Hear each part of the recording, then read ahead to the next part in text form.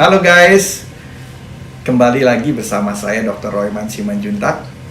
Pada video kali ini kita akan membahas topik yang cukup menarik mengenai konsumsi red wine atau anggur merah terhadap kesehatan jantung. Siapa sini yang suka minum wine? Saya, Dok. Nah, minumnya sampai mabok atau sampai sehat? Pasti kepo dong dengan efeknya terhadap jantung. Yuk kita simak bersama-sama penjelasannya di video kali ini. Apa sih red wine itu?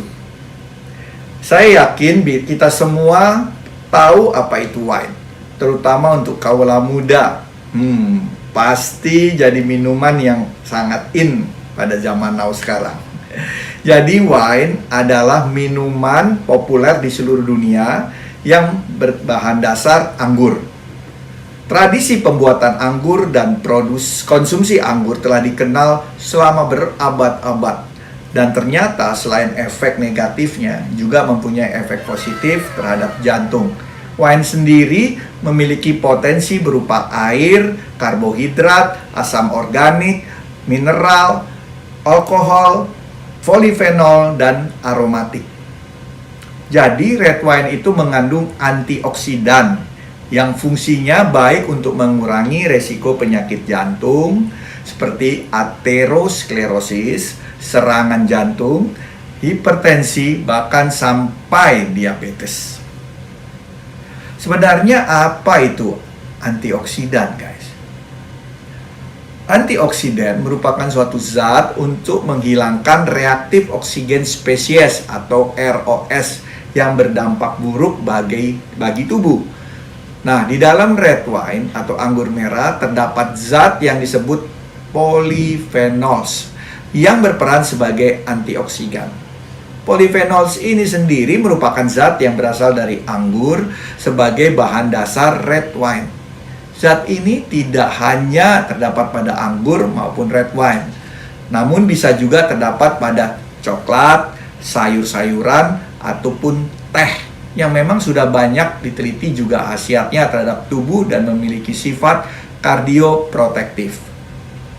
Bagaimana kerja antioksidan hingga bisa membuat jantung sehat?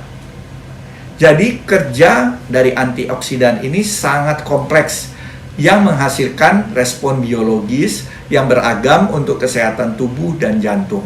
Yaitu yang pertama, pengaruh terhadap lemak. Lemak itu ada dua ya guys. Jadi ada lemak baik yang kita sebut HDL atau disebut juga lemak tidak baik yang kita sebut LDL ya. Dan semuanya ini mempunyai peranan dalam membentukkan aterosklerosis.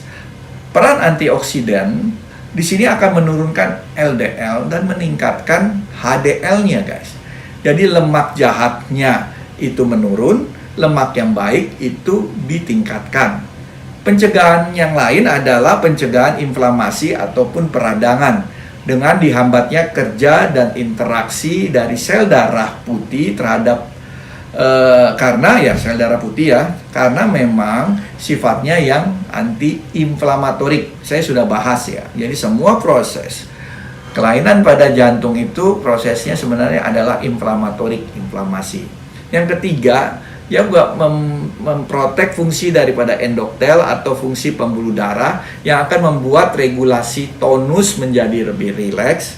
Yang mudahnya kita bilang kalau pembuluh darahnya itu jadi tidak kaku guys, tidak stiff ya, tidak kaku.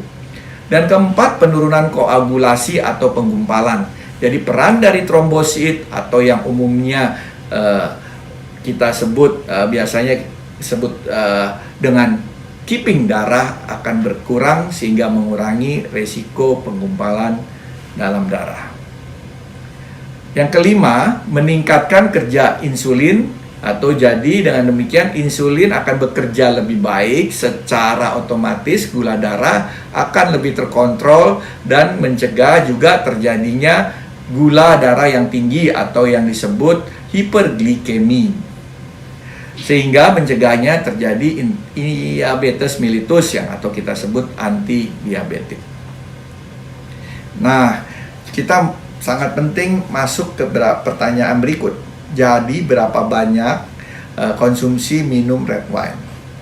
Jadi dalam konteks konsumsi minum alkohol yang beralkohol bisa dikategorikan menjadi 3, yaitu konsumsi yang ringan yang biasanya kurang dari 7 kali standar minum per minggu hitungannya guys. Nah, ada yang konsumsi sedang 7 sampai 21 kali minum per minggu. Ya, 7 sampai 21 kali standar ya, per minggu, dan yang berat itu apabila 21 kali per minggu standar minum per minggu. Nah, apa itu yang disebut standar minum? Itu berapa banyak per kali kita minum. Jadi untuk red wine sendiri, bahwa standar minumnya kurang lebih berkisaran 140 ml per kali minum, atau ya sekitar segini ya, satu sloki itu ada, kalau satu gelas itu kan 200, ini 140 ml khusus red wine glass ya, atau budanya setara dengan ukuran satu gelas wine ya. Nah, untuk anjuran dari WHO dan beberapa penelitian dari American Heart Association menyarankan untuk penggunaan antara konsumsi ringan dan sedang tadi guys. Jadi kita konsumsi alkohol jangan berlebih atau jangan sampai masuk kategori berat. Itu akan menimbulkan efek-efek negatif seperti apa? Meningkatnya risiko aritmia. Kedua, kematian jantung yang mendadak, heart attack. Ketiga, kardiomiopati karena alkohol, gagal jantung, pompa jantungnya menjadi lemot, lemah. Hipertensi guys, kita cenderung malah jadi tekanan darah tinggi. Nah, dari 4 masalah itulah makanya kita tidak dianjurkan untuk konsumsi berat ya. Nah, sebaiknya dianjurkan hanya konsumsi 3 gelas wine sesuai dengan kategori konsumsi ringan sampai sedang. Lalu setelah itu konsumsi sesuai dengan aturan, apa efek yang ditimbulkan. Kalau dengan konsumsi sesuai dengan aturan, ya efek yang ditimbulkan itu malah menjadi berkurangnya stres oksidatif pertama. Kedua, berkurangnya trombogenesis atau proses koagulasi, yaitu penggumpalan darah tadi ya, sehingga menghambat kerja dari trombosit, faktor penggumpalan darah. Dan yang ketiga, menurunkan resiko penyakit jantung iskemik ya. Saya sudah bahas di konten saya sebelumnya, apa itu penyakit jantung koroner atau penyakit iskemik yang menjadi pembunuh nomor 1 di dunia.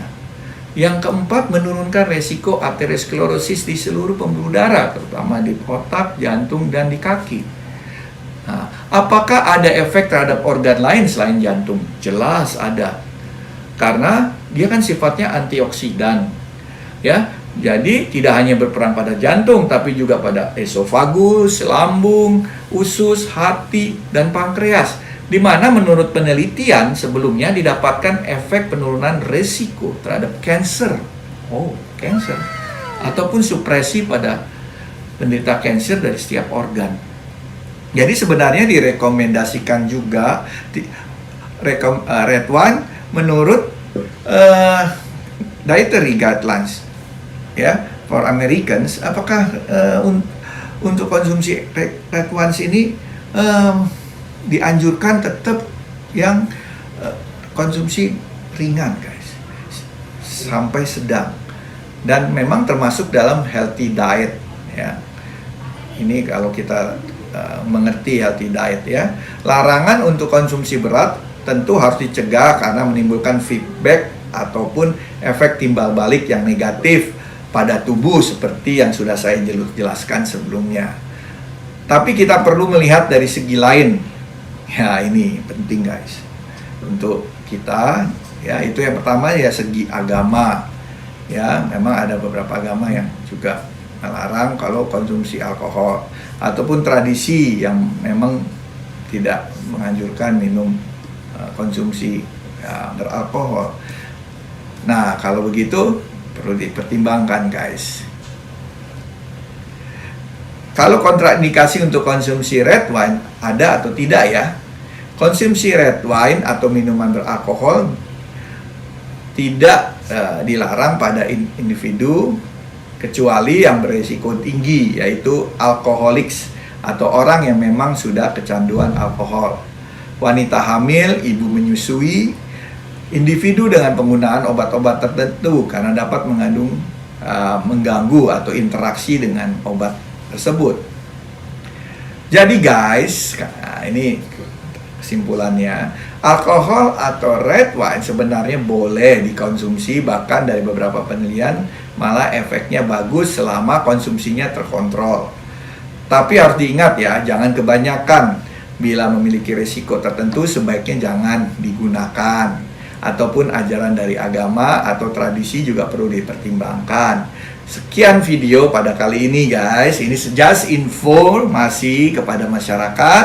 Silakan diambil manfaatnya dan di-share, like, komen supaya banyak manfaat untuk para pemirsa yang lain.